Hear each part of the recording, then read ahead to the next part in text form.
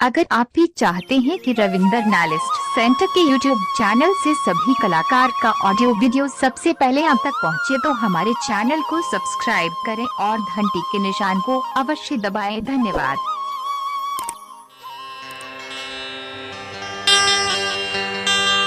बाबा ओ घरदानी के शब्द सुन के संत बाबा कारू कहे, बाबा लक्षण के कहियो न चेला पर जाकर बैठ जाए।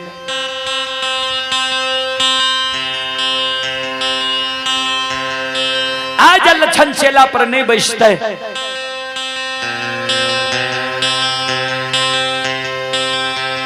आज हमारा नाम में कलंक लग जेते।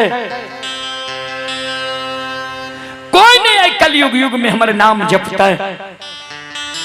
बाबा ओ घरदानी लक्षण के कहे, लक्षण बोचही में स्नान करो, धोती के ओढ़ना पहनना करो, चलो 7 गाछ चंदन के चेला पर बैठ जइहो।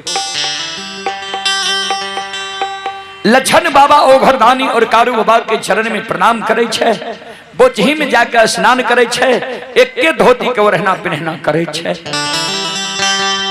लक्षण दौरा ले ये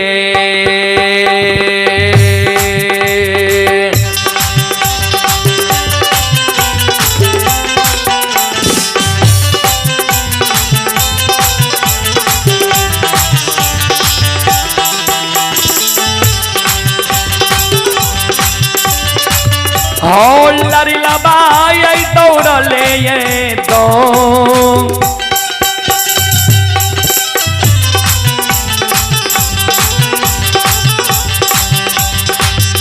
आहो दौड़ा ले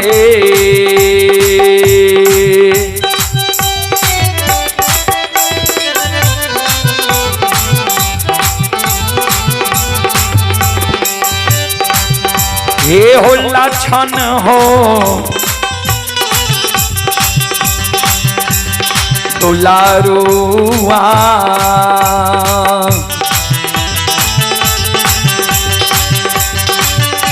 आओ जाय छै महापुरा।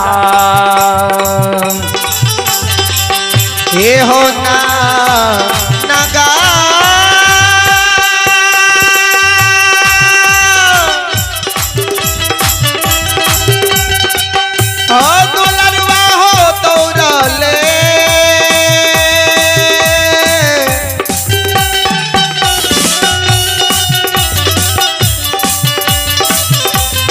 ले हो दौड़ा ले।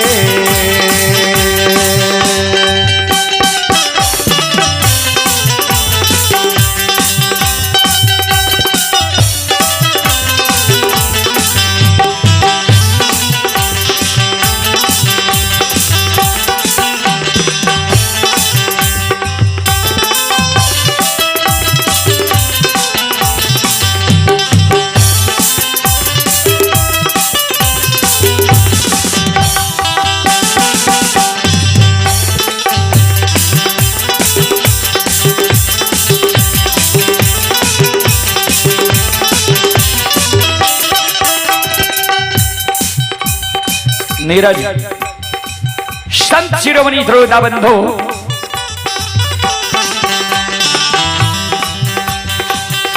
ध्यान से सुनबे। लक्षण दौड़ल दौड़ल जा रहे ये महापुरा के ओर।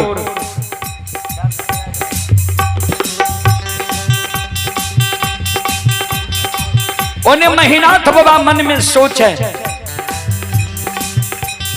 ये दुश्मन ले जे चेला चिरा दिलिए है, दुश्मन भाग के गले कते। आपने दुश्मन के डर भेल हेता,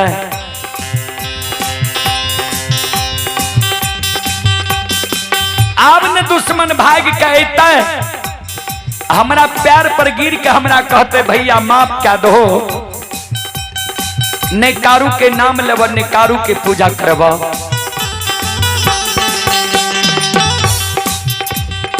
लक्षण सीधा पहुंच गए महीनाथ बाबा लग। महीनाथ बाबा के चरण में प्रणाम करे, दोनों कर जोड़ के खार भै जाए। कहे भैया तू माई के कोई से बड़ भाई के जन्म ले लो, हम छोट भाई के जन्म ले लिया। बड़ भाई पिता तुल्य होय छे, छोट भाई अनुज भाई पुत्र के समान होय छे। तू हमर बड़ भाई छो, तोहर इच्छा जब है आग में जलवे के तो हम आग में जले ले तैयार छिया।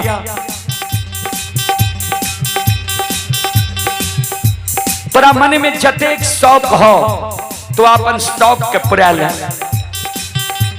वो चेला में तोरा जे जे देना हो, घी तिल जौ मौध मखान तो हो हम जले ले तैयार छिया।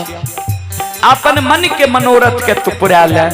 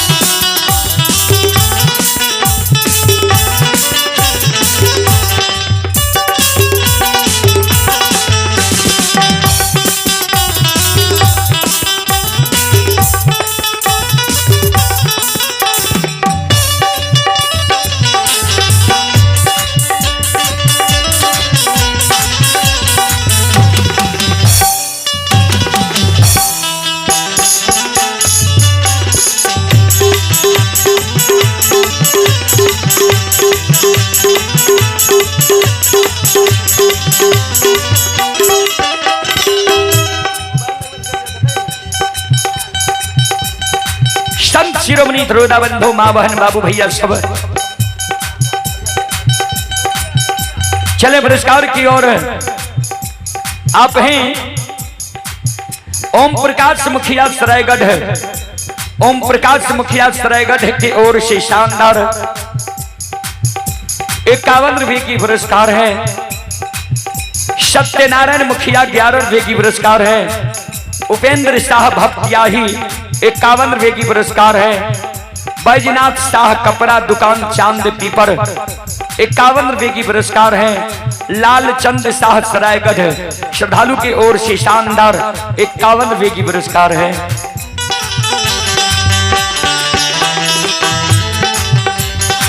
भगवान श्रद्धालु के मनोकामना को पूर्ण करे।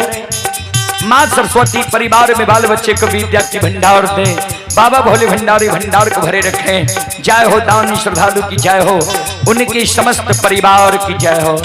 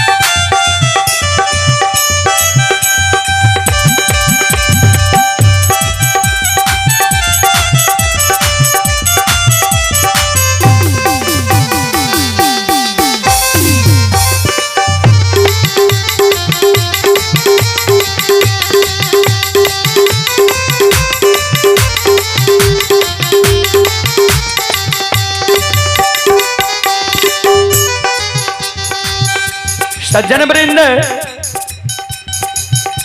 महीनाथ बाबा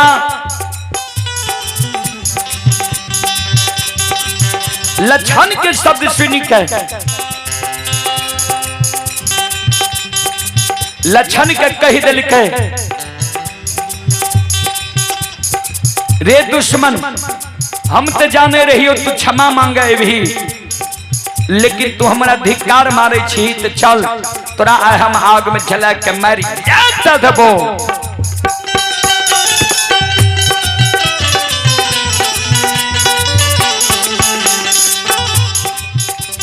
संत शिरोमणि श्रोता बंधु लक्षण अपने से जाकर सातगात चंदन के चेला प्रवेश गए। चारों बगल से समाज के लोग ढेर मेर के खराब है गए, ककरे हिम्मत नहीं हो जे महीनाथ पंडित के कहिए जे सहोदर भाई छिया आग में नहीं चला हो। 10-20 गांव के लोग बाबूजी पहुंच गए लक्षण के अग्नि परीक्षा देखे ले। कहबे कौन कौन गांव के लोग तो ध्यान से सुनबे।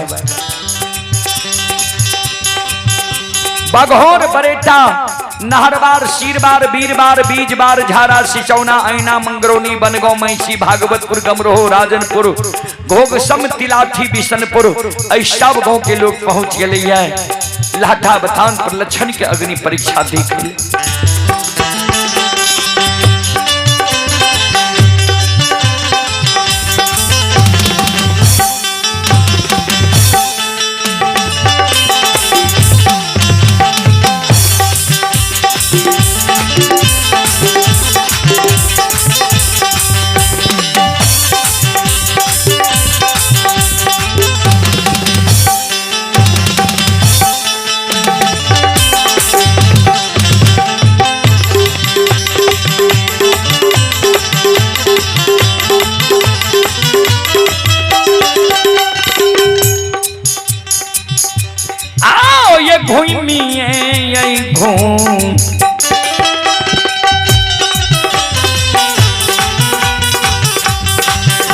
आये घुमा के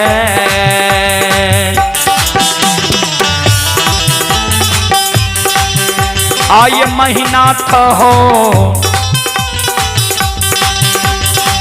पंडित बाबा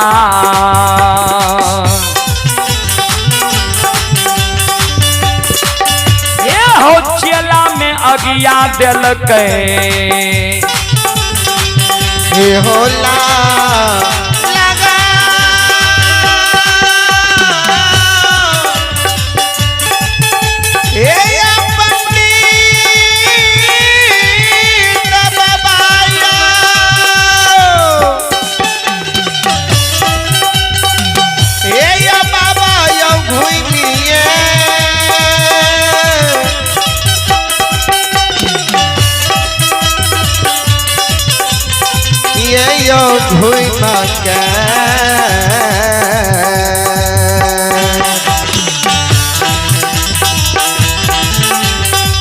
यो पंडित बाबा घुइनी यो घुइन के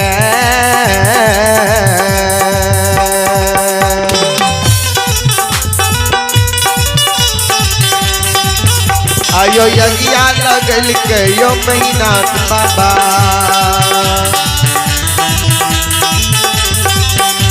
लगा जल कैसा तो गाछ चंदन के चेला में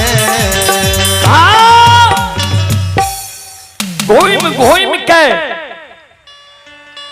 महीनाथ बाबा 7 गाछ चंदन के चेला में आग लगा दे छे। जहिना बाबूजी 7 गाछ चंदन के चेला आग लागे छे। आग धो धो करे लागे छे बाबूजी। संत शिरोमणि श्रोता बंधु माँ बहन बाबू भैया सब जहिना 7 गाछ चंदन के चेला में आग लागे छे। आग धो धो करे लागे छे।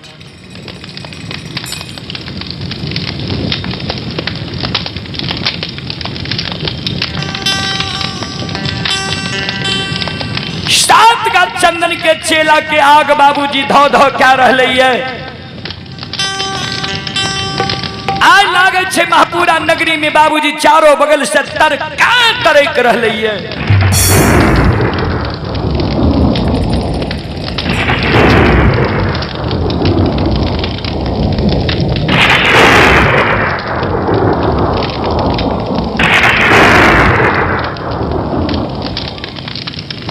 संत शिरोमणि श्रोता बंधु माँ बहन बाबू भैया सब कवि लिखनी है, ध्यान से सुनवाए। धर्म पर जो अटल रहे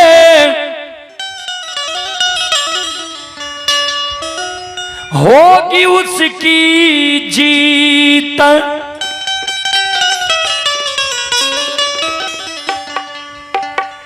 धर्म पर जो अटल रहे होगी उसकी जीत। जे धर्म पर रहे छे बाबूजी, सत्य पर रहे छे, जीत धर्म और सत्य के होई छे। धर्म और सत्य परेशान होई छे लेकिन पराजित नहीं होई छे। धर्म और सत्य के हार नहीं होई छे बाबूजी। धर्म पर जो अटल रहे होगी उसकी जीत। अन्यायी के लाशों पे, अन्यायी के लाशों पे कुत्ते गाएंगे गीत। अन्यायी के लाशों पे कुत्ते गाएंगे गीत। हो अन्यायी के लाशों पे कुत्ते गाएंगे गीत। ओ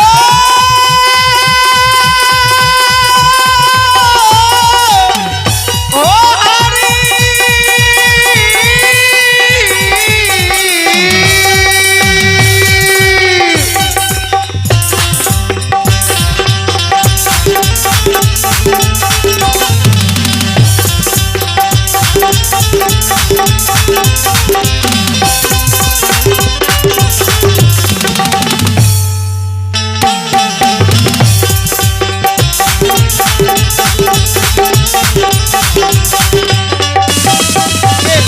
पे कुत्ते गाएंगे गीत। हो अन्यायी के लाशों पे कुत्ते गाएंगे गीत।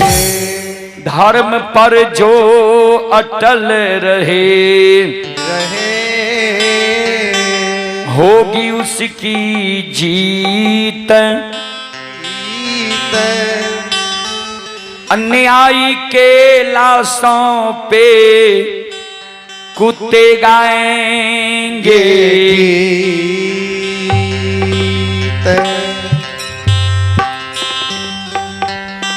जे धर्म पर रहे छे, सत्य पर रहे छे, जीत धर्म और सत्य के होय छे बाबूजी। धर्म और सत्य परेशान होय छे लेकिन धर्म और सत्य पराजित नहीं होय छे बाबूजी। सात गाछ चंदन के चेला जैल जाय छे बाबूजी। श्रोता सज्जन वृंद,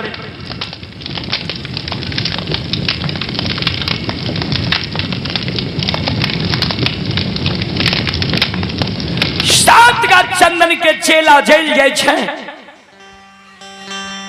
संत बाबा कारू बाबा ओघरदानी के कहे अपन 11हम रुद्र के कहियो पवन बयार चला देते। बजरंग बली माया का विस्तार करे छे, पवन बयार चला दे छे।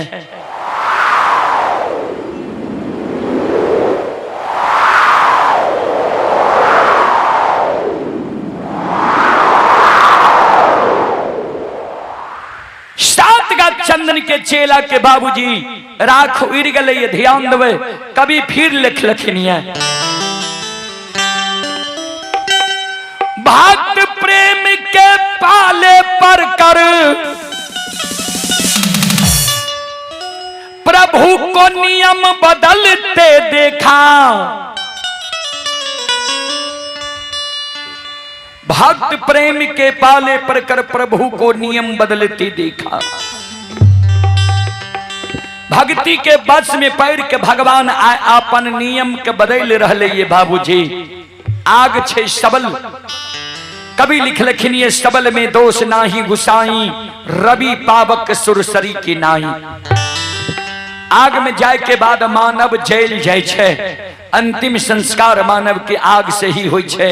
लेकिन आए अग्निदेव भक्त के मान सम्मान बचावे के कारण अपन मान सम्मान के टैल रहले ये बाबूजी। भक्त प्रेम के पाले पर कर प्रभु को नियम बदलते देखा। अपना मान टले तो टले, अपना मान टले तो टले, भक्तों के मान न टलते देखा। कोई अपना मान टले तो टले, भक्तों के मान न टलते देखा। अपना मान टले तो टले, भक्तों के मान न टलते देखा। ओ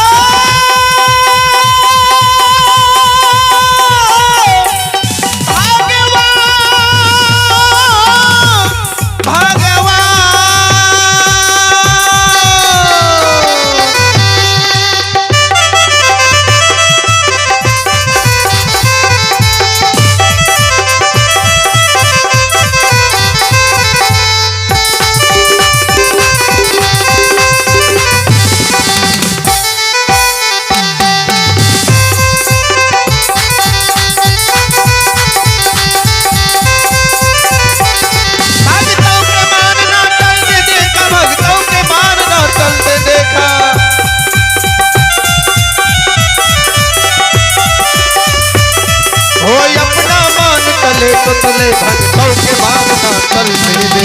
अपना मान टले तो तले, भक्तों के मान न टलते देखा। भक्त प्रेम के पाले पर कर,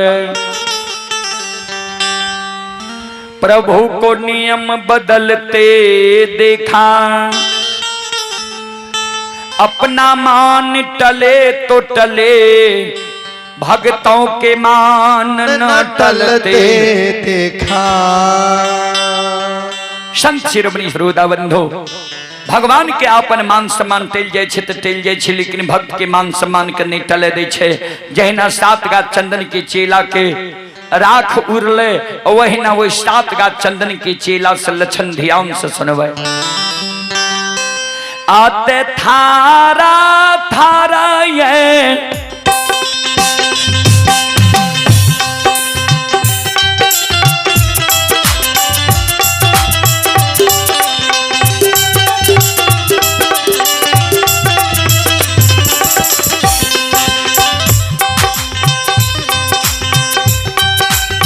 लाछाना दुलारुआ ये थारा थारा ये का।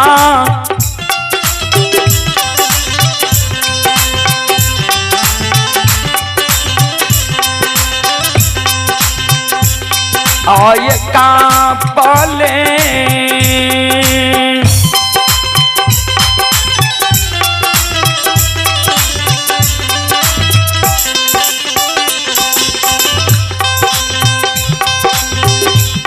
हे हो बाहर होई छै,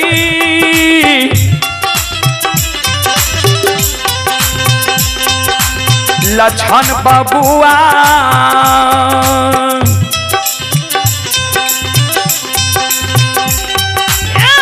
लछन 7 गाछ चंदन से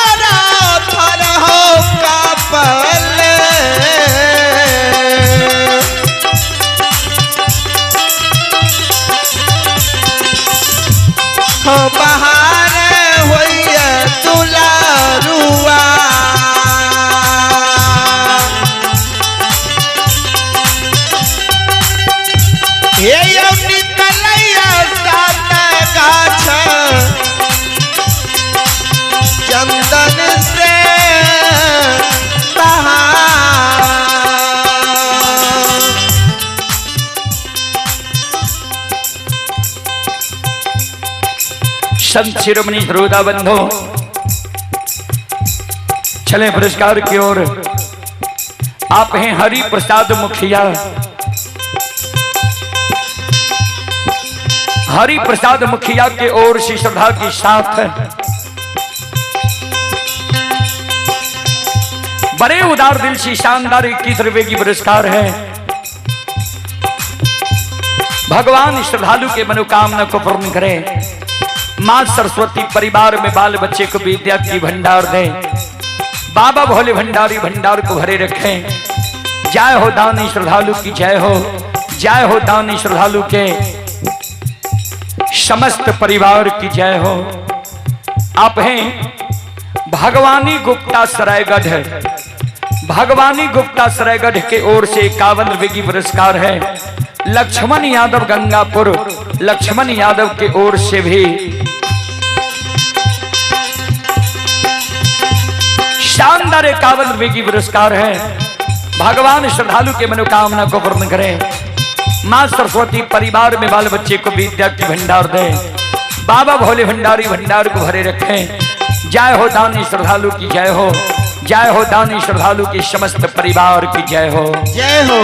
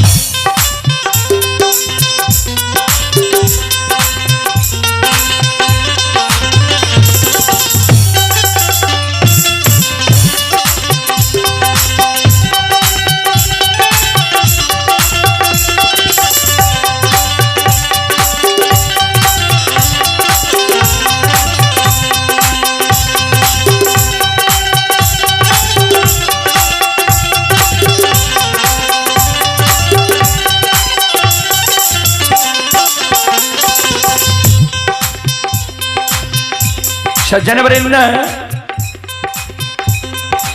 जहिना लक्षण 7 का चंदन के चेला से बाहर हो कर जोड़ने जतेक दर्शक चारों बगल से रहे कारू बाबा के जय जयकार करे लागले।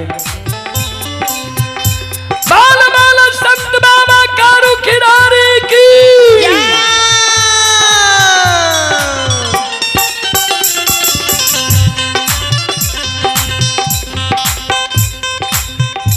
बनगांव के ब्राह्मण बाबा सब लक्षण के पाछा लग गए। जे लक्षण बाबू हम सब तो महीनाथ पंडित के कहे रही है जिस सहोदर भाई छी आग में नहीं जलियो हमरा सबके बात मान ल कैसे। लक्षण के क्रोध आबि गए। ब्राह्मण बाबा अपने सब भाई में भाई का झगड़ा लगा भाई के रिश्ता के तार तार के लिए हमरा आग में जले लिए। कारू भैया और बाबा ओ घरदानी के कृपा न जाए हम 7 का चंदन के चेला से बच गलिए। अपने सबके जे मन में होइए जे हम उच्च जाति के लोग छिए उच्च कोटि के लोग छिए तो अपने के कार्य भी उच्च जाति उच्च कोटि के बना के भेजलक भगवान। कभी लिखलखिन ये ब्राह्मण वही जो ब्रह्म को जाने पहिरे जनेऊ बिचारी साधु में 100 गुण 9 गुण जनेऊ सो पहिरे ब्रह्मचारी। अपने के काज छिए ब्रह्म के ज्ञान करे नहीं मानव के अपने ब्रह्म के ज्ञान नहीं करा के हमरा दोनों भाई में आए झगड़ा लगे लिए हमरा आग में जला के भाई के रिश्ता के तार तार के लिए। जहिना हमरा आग में जले लिए वहिना साप दै छी जे प्रत्येक साल बनगांव में आग लागत।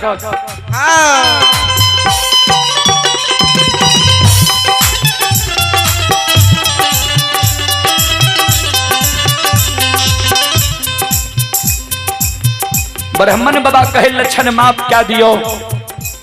लक्षण कल के जो मुंह से निकल गए थे एको घर में प्रत्येक साल आग लाग बेटा करत जे आई दिन के अपने सबके याद रहत जे एक ग्वाला के आग में जले लिए रहा। दारू का महीना था बाबा चले ले लक्षण के आगे में कर जोड़ ले के लक्षण हम नहीं जाने रही हो तू एक बड़ा धर्मात्मा छे। लक्षण कल के यह कारण बाबा तोरा काशी में पढ़े लिखा रहे सहोदर भाई के आगे में जलबैले हे ओ ई महापुरा धर्म देश छिए तोहर आत्मा छ निर्दयी वाला तोरा यह निर्दयी आत्मा वाला मानव के वास महापुरा नगरी में नहीं हिते। तोहर वास तोहर सासुर परस बनना में हिता परस बनने में वंश खानदान चलता महापुरा में तोहर वंश खानदान नहीं चलता।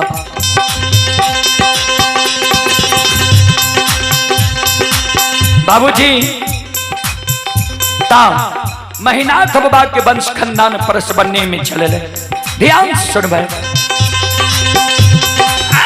ये धारा माई के ली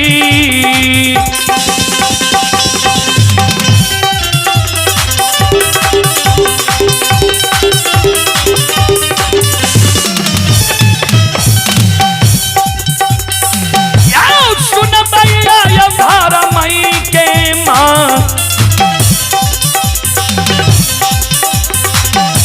आये माही माँ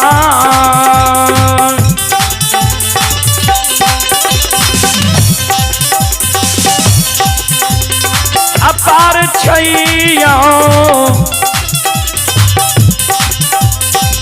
बाबू सा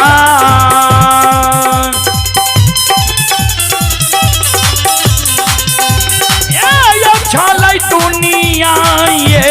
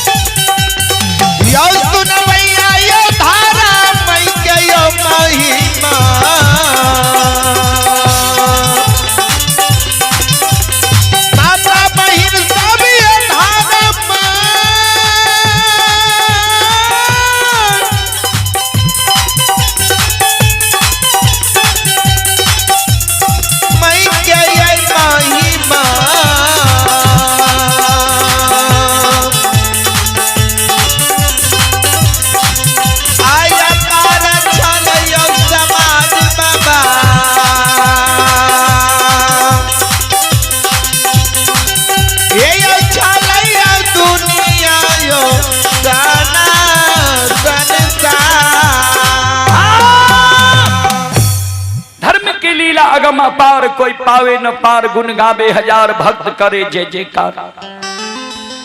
धर्म के लीला बाबूजी अगम अपार छे। ई प्रसंग बाबूजी यह जगह विराम होय छे लक्षण और ब्राह्मण बाबा के महीनाथ बाबा और ब्राह्मण बाबा के लक्षण साफ दे दिल के चले आप हैं तेज नारायण शाह डाक बाबू सरायगढ़।